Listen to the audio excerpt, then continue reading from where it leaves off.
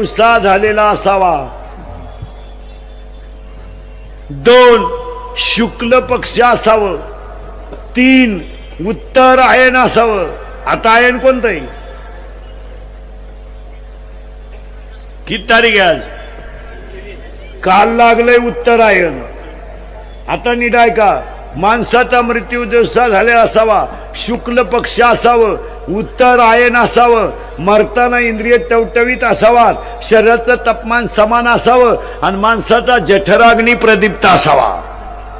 पुरावा अध्याय नंबर 8 श्लोक नंबर 24 त्याच्यावरच्या ओव्या।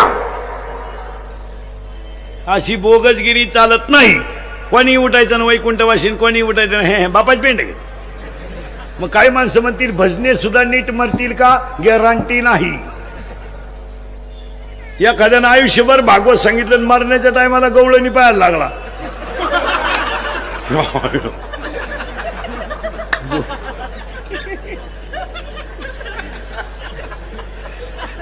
गोकुळातल्या गवळणी नदीवर गेल्या।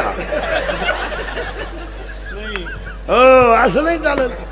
काही माणसं भागवत शिकून आले आणि गावात कथा ठुली, त्याच गावातून रुक्मिणी नेली। ती आहे कथा नाही झाली पण सत्य कथा झाली। परमार्थ ही पोळी आहे पण सुळावरची आहे। पुन्हा एक पुरावा आहे त्याला गाथ्यात, परमार्थ महाधन जोडी देवाचे चरण। तुम्ही म्हणाला आम्ही सुद्धा नीट मरू का? सांगता येत नाही।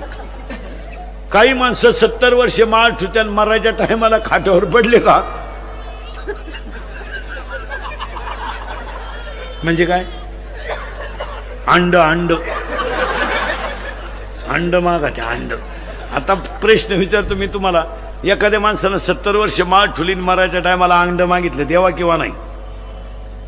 आता याच्यात 3 मुद्दे पडतील। एक म्हणाल त्या मानानं गण टिकावली देऊन टाका, एक म्हणाल काय म्हातारीची वासनाट होता का कोंबडा होईन तो, आणि एक म्हणला तसा मरू द्या देऊ नका हरिपाठ म्हणा। आणि मरताना त्याला जी गोष्ट आवडते ती त्याच्या डोळ्यापुढे येते आणि शरीर थकलं जातं ना। बरं मग कसं मरत? मरून दाखवतो, ऐका, मरून दाखवतो, ऐका। हे थकलंय, हे डेंजर आहे, खतरनाक गड्या, लई खतरनाक। एकटा एवढ्याला कामाला येतोय। यानं जर एखादी गोष्ट पाहिली आणि याला जर आवडली तो एवढ्याला कामाला येतोय।